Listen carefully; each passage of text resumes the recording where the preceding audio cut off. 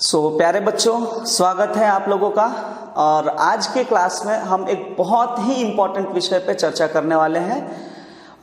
देखो, जनरली हर बच्चे के दिमाग में ये सवाल आता है। अब आप लोग 9th स्टैंडर्ड क्रॉस कर चुके हो, you are in 10th standard. So हर बच्चे के दिमाग में एक सवाल आता है, वो है how to score 95%। Board exams में ये हमारे लाइफ का सबसे पहला बोर्ड एग्जाम है। इसके पहले हमने स्कूल में एग्जाम्स दिए, अच्छा स्कोर किए, कभी खराब स्कोर आया, लेकिन ये जो पड़ाव है हमारे लाइफ का, ये बहुत ही इंपॉर्टेंट है। 10th स्टैंडर्ड जो है बहुत ही इंपॉर्टेंट है। ऐसा क्या करें, ऐसा क्या डिफरेंट करें कि अब तक जो रिजल्ट आया उससे हट के और 10th स्टैंडर्ड में हम कुछ बहुत अच्छा कर जाएं। ठीक है, और ये सवाल लगभग हर बच्चे के दिमाग में आता है, how to score 95%। So today I am going to tell you about 5 golden rules। ये 5 गोल्डन रूल जो मैंने खुद भी फॉलो किया था जब मैं 10th स्टैंडर्ड में था। पिछले 5-6 साल से बच्चे यही टाइम टेबल फॉलो करते आ रहे हैं, यही पैटर्न फॉलो करते आ रहे हैं, and we are getting plenty of results. पिछले 5-6 साल में अपने यहाँ से बहुत बच्चे मेरिट में पास आउट हुए हैं। अगर आप भी बोर्ड एग्जाम्स में 95% से ऊपर लाना चाहते हैं, if you want to score more than 95%, in that case आपको भी ये 5 गोल्डन रूल्स पे वर्क करना है। अगर आपने ये 5 गोल्डन रूल्स को अपने जीवन में उतार लिया तो आप निश्चिंत रहिए, कोई भी आपको 95% के नीचे नहीं रोक सकता है। Can definitely score above 95%। तो क्या है 5 रूल्स, क्या करना है क्या नहीं करना है, देखते हैं। सबसे पहला, know your syllabus. Know your syllabus means, देखो जनरली जो है 10th में बच्चे आने के बाद 10 नए बुक्स आते हैं, हम ये इस बुक से पढ़ेंगे, हम वो बुक से पढ़ेंगे, इतना पढ़ना है, उतना पढ़ना है, ये करना है, वो करना है। और ये दुनिया भर के बुक्स पढ़ने में, दुनिया भर का सिलेबस पढ़ने में बच्चे जो है एक्चुअल सिलेबस है एनसीईआरटी का, उससे थोड़ा सा अलग हो जाते हैं, थोड़ा सा डिस्ट्रैक्ट हो जाते हैं। तो आपको जो है अपना सिलेबस प्रिसाइज रखना है। आप पहले सोच लीजिए हमको पढ़ना कितना है। आपको ओनली एनसीईआरटी टेक्स्ट बुक, जो हमारे टेक्स्ट बुक में सिलेबस दिया हुआ है, टेक्स्ट बुक में जो कंसेप्ट दिया हुआ है, टेक्स्ट बुक पे फोकस कीजिए। थोड़ा सा एडिशनल प्रैक्टिस के लिए हम एनसीईआरटी एग्जाम्पलर्स प्रीफर कर सकते हैं। And apart from this, text book हो गया, एनसीईआरटी एग्जाम्पलर्स हो गया, अब बच्चों के दिमाग में और बहुत सारी बातें आती हैं कि अभी ये डाइजेस्ट है, वो डाइजेस्ट है, सेल्फ स्टडी है, ये है, वो है, दुनिया भर की चीजें हैं, कौन सा बेस्ट रहेगा, कौन सा बेटर रहेगा। सबसे बेस्ट जो है बोर्ड एग्जाम से में अगर 95% के ऊपर लाने के लिए कोई बुक है तो वो है हमारा एनसीईआरटी बुक। आप एनसीईआरटी पे ज्यादा फोकस कीजिए और साथ में पिछले 5 साल के, प्रीवियस 5 इयर्स के क्वेश्चंस जो है आप प्रैक्टिस कीजिए। आप ऑब्जर्व करेंगे कि मोस्ट ऑफ द क्वेश्चंस जो है बोर्ड एग्जाम में प्रीवियस 5 इयर्स के क्वेश्चंस ही रिपीट होते हैं। और पिछले 5 साल में कोई बहुत ज़्यादा सिलेबस चेंज हुआ नहीं है, जस्ट 10 to 12% सिलेबस चेंज हुआ है। आप बहुत आसानी से जो है 95% स्कोर कर सकते हो। अगर आप इतना कर लेते हो तो एडिशनल नॉलेज के लिए आप दुनिया भर की किताब पढ़ो, वो आपका चॉइस है। लेकिन अगर ओनली हमारा टारगेट इतना है कि 95% स्कोर करना है, and NCERT text book plus थोड़ा सा एक्स्ट्रा प्रैक्टिस के लिए एग्जाम्पलर और प्रीवियस 5 इयर्स के question paper, this is more than sufficient. अगर हमने इतना कर लिया, अगर हमने कर लिया तो हमारे चांसेस बहुत ज्यादा है कि हम 95% से ऊपर ला सकते हैं। ठीक है, तो ये पहली बात ध्यान में रखना है कि हमारा सिलेबस क्या है और रेफरेंसेस क्या है, कौन कौन से बुक्स को प्रीफर करना है। ये 2 चीज मैं आप लोगों को सजेस्ट करूंगा, NCERT text book, NCERT exemplar plus previous 5 years के क्वेश्चन पेपर। अगर ये चीजें आप लोगों ने फॉलो किया देन आप श्योर रहिए कि आप लोग 95% के ऊपर बोर्ड एग्जाम्स में स्कोर कर सकते हैं। ये तो हो गई पहली बात। दूसरा और बहुत ही इंपॉर्टेंट चीज आता है, दैट इज टाइम मैनेजमेंट। देखो, अब 10th स्टैंडर्ड में जैसे आता है ना, वर्कलोड भी बहुत ज्यादा आता है, प्रेशर बहुत आता है, घर के तरफ से प्रेशर, बेटा 10th है अभी, इस साल अच्छा स्कोर करना है, शर्मा जी के लड़के को इतना आया, वर्मा जी के लड़के को इतना आया था, तेरी बहन ने इतना स्कोर किया था, तेरे भाई ने इतना स्कोर किया था, अब तुझे भी उनके जैसा ही करना है। एक दुनिया भर का प्रेशर, अननेसेसरी प्रेशर दुनिया भर का हर बच्चे के ऊपर आता है। आप कोई नए नहीं हो कि ये प्रेशर आपके ऊपर ही आ रहा है, हर बच्चे के ऊपर ये प्रेशर आता है। ठीक है, ऐसे सिचुएशन में आपको क्या करना है कि आपका जो टाइम टेबल है, जो हमारे पास 24 आवर्स का शेड्यूल है, उसको कुछ इस तरीके से डिवाइड करना है कि आपका हर काम जो है परफेक्टली हो। आपका स्टडी टाइम हो गया, पर सब्जेक्ट आपने इक्वल टाइम दिया स्टडी के लिए, थोड़ा खेलने के लिए हमने टाइम निकाला। फिजिकल एक्टिविटीज़ भी बहुत ज़रूरी है, फिजिकल एक्टिविटीज़, खेलना हो गया, थोड़ा दोस्तों से बात करना हो गया, ये सब के अलावा ठीक है पढ़ना बहुत ज़रूरी है। ठीक है, तो आपका टाइम मैनेजमेंट कुछ इस तरीके से रहना चाहिए कि आपका पढ़ने का भी टाइम फिक्स रहे, आपके सोने का टाइम फिक्स रहे, आपके खेलने का टाइम फिक्स रहे। अगर इस तरीके से आप टाइम को मैनेज करके चलोगे ना तो आपका ये सिलेबस कंप्लीट करना बहुत आसान हो जाएगा, बहुत ही इजी वे में और कम समय में आप ये टोटल सिलेबस कंप्लीट कर लोगे। ओके, अब टाइम मैनेजमेंट ये खुद ही एक इतना बड़ा टॉपिक है कि अगर डिटेल में डिस्कस करने लगे तो 1 घंटा आपको टाइम मैनेजमेंट ही समझाने के लिए लगेगा। सो फिलहाल अभी इस टाइम मैनेजमेंट पे हम उतना फोकस नहीं करते हैं, लेकिन अगर 95% स्कोर करना है तो टाइम मैनेजमेंट एक बहुत ही क्रूशियल रोल प्ले करेगा उसमें। ठीक है, सो पहला तो हो गया, हमारे दिमाग में आ गया कि चलो सिलेबस हमारा फिक्स है, इतना सिलेबस हमने प्रिंट आउट ले लिया और हमारे पास रखा हुआ है कि ये चीजें हमको पढ़ना है, रेफरेंस है हमारे पास, एनसीईआरटी टेक्स्ट बुक करना है, एग्जाम्पलर करना है, प्लस प्रीवियस 5 ईयर्स के क्वेश्चंस करना है, और ये सब करने के लिए टाइम मैनेजमेंट बहुत जरूरी है। हमने टाइम टेबल बना लिया। ठीक है, 2 बातें हो गई। तीसरी जो बात है रिवीजन। अब ये पॉइंट डिसाइड करेगा कि ये दोनों करने के बाद भी आप 95% के ऊपर रहोगे या नीचे रहोगे, ये बात का डिसीजन ये 3rd पॉइंट से होगा।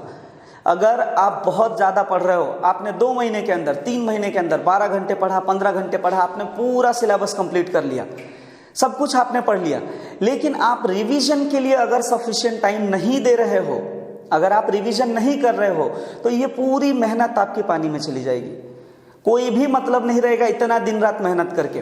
सो आपका एटलीस्ट 4 to 5 टाइम्स तो रिवीजन होना ही चाहिए हर चैप्टर का। अभी से लेके बोर्ड एग्जाम्स तक जो भी चैप्टर आपने कर लिया है एटलीस्ट 4 to 5 टाइम्स उसका सिलेबस होना चाहिए, आपका रिवीजन होना चाहिए। ठीक है, ये आइडियली तो आप 6 से 7 बार रिवाइज करोगे तो बहुत अच्छी बात है, but at least for scoring 95% at least you should revise this syllabus 4 to 5 times, 4-5 बार आपको कम से कम रिवाइज करना है। ठीक है, सो पहली बात हो गया कि आप अपने सिलेबस को एनालाइज कीजिए, सिलेबस पे ध्यान रखिए कि क्या क्या है हमारे सिलेबस में, टाइम मैनेजमेंट कीजिए, टाइम टेबल बनाइए अपना, और 3rd and very important thing, आप जो है रिवीजन पे फोकस कीजिए। अब जितना ज्यादा रिवाइज करेंगे उतना ज्यादा स्कोर आएगा, स्कोर आने के चांसेस उतने ज्यादा बढ़ जाएंगे। ठीक है, 4th and very important thing, handwriting. आपका जो हैंडराइटिंग है, जो राइटिंग स्किल है, वो बहुत अच्छा रहना जरूरी है। देखो, अब कुछ बच्चों की हैंडराइटिंग अगर मान लो उतनी अच्छी नहीं है, अब इसका मतलब ये नहीं है कि मैं आपको बोल रहा हूं कि आप स्टार्टिंग से ABCD क ख ग घ लिख के और फिर से प्रैक्टिस करो कि हम अच्छी हैंडराइटिंग कैसे निकालें। देखो, अब बहुत आप मैच्योर हो चुके हो, आप 10 मिनट 15 मिनट थोड़ा सा ध्यान दे दोगे कौन से वर्ड्स को कैसे लिखना है, कितना गैप रखना है, कब लाइन छोड़ना है, तो आप ये हैंडराइटिंग स्किल को बहुत इजीली इंप्रूव कर सकते हो। तो आप पढ़ाई के साथ साथ हैंडराइटिंग पे भी स्पेशल फोकस रखिए। अगर आप हैंडराइटिंग पर फोकस नहीं रखेंगे तो डेफिनेटली आपके ये स्कोर पे बहुत ही बड़ा इंपैक्ट रखेगा। ओके, सो आप इस तरीके से ये 4 बातें ध्यान में रखिए कि आपको करना क्या है। सिलेबस समझ लीजिए, सिलेबस क्या है, रेफरेंस बुक समझ लीजिए कौन से बुक्स लेना है। ठीक है, आप टाइम मैनेजमेंट के ऊपर ध्यान दीजिए, रिवीजन कीजिए प्रॉपर वे में, एंड हैंडराइटिंग के ऊपर वर्क कीजिए। ये तो हो गई जो 4 बातें हैं, ये सिलेबस से रिलेटेड हो गया। पांचवा और सबसे इंपॉर्टेंट चीज है, आपका स्कोर होगा या नहीं होगा। हम 90 में रहेंगे, 60 में रहेंगे, 70 में रहेंगे, 80 में रहेंगे। ये जो पॉइंट है ये बहुत ज्यादा इंपैक्ट रहता है, उसका बहुत बड़ा इंपैक्ट रहता है इसका कि हम 95% स्कोर करने वाले हैं कि नहीं करने वाले हैं। You have to control your environment. अब कंट्रोल योर एनवायरमेंट का मतलब है कि हमारा जो ग्रुप सर्कल है, हमारे जो फ्रेंड्स हैं, हम जिनके साथ बहुत ज्यादा टाइम स्पेंड कर रहे हैं, अब मान लीजिए बैठे हैं 4 दोस्तों के साथ और बातचीत करते गए 10 minute, 15 minute, 20 minute, half an our हमारा ऐसे ही वेस्ट हो गया। तो ऐसे दोस्तों से थोड़ा दूर रहो। जो दोस्त पढ़ाई में कम और फालतू की बातों में बहुत ज्यादा ध्यान देते हैं, ऐसे लोगों से थोड़ा डिस्टेंस मेंटेन करो। उससे क्या होगा कि आप अपने लिए टाइम ज्यादा निकाल पाओगे, आपका टाइम मैनेजमेंट प्रॉपर वे में हो पाएगा। नहीं तो आज आपको लग रहा है कि ठीक है हम दोस्त हैं, अभी दोस्त के पढ़ाई के साथ साथ दोस्ती भी जरूरी है, फ्रेंडशिप जरूरी है, लगेगा आपको। ये एज में सबको लगता है कि हाँ ये भी बहुत जरूरी है, और है भी, लेकिन कुछ लिमिट तक।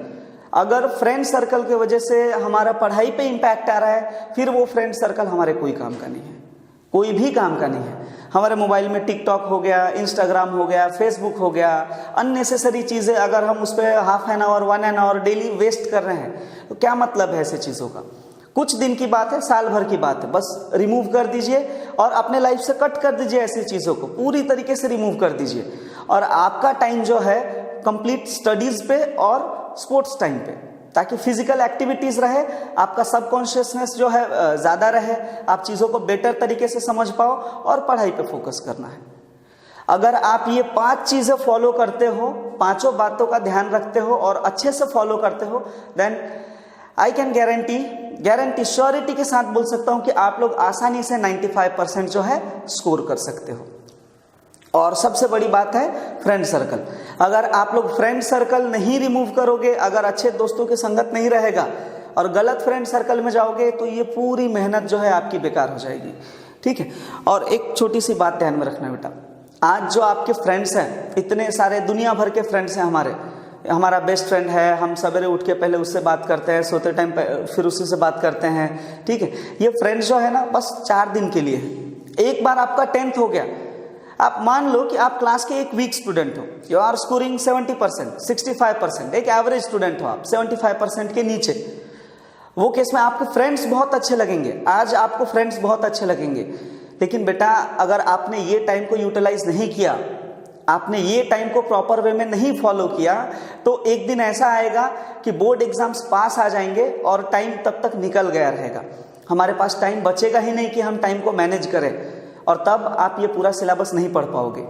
फिर फाइनली बोर्ड एग्जाम्स आ जाएंगे, बोर्ड एग्जाम्स हाथ में आ गए, अब साल भर कुछ नहीं पढ़े साल भर, तो ये 4 दिन में क्या पढ़ लेंगे हम। हर एग्जाम में 4 दिन 5 दिन गैप रहेगा, 4-5 दिन में हम कौन सा तीर मारने वाले हैं।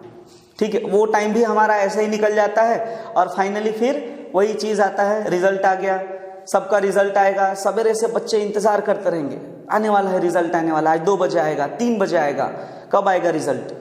सब बच्चे एकदम उत्सुकता रहता है बच्चों के अंदर, आपके अंदर भी रहेगा, आप भी इंतजार करोगे बेसब्री से कि क्या रिजल्ट आएगा। ऑल्दो आपको पता है साल भर आपने मेहनत नहीं किया, लेकिन रिजल्ट देखने की इच्छा हर किसी में रहेगा।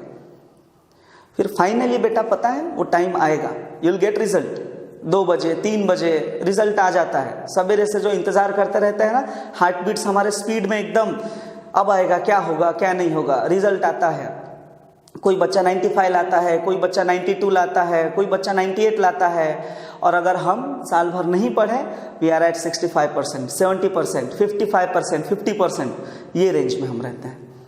फिर वो दिन आपको रियलाइज होगा कि फ्रेंड्स कैसे हैं, फ्रेंड सर्कल का क्या बेनिफिट हुआ।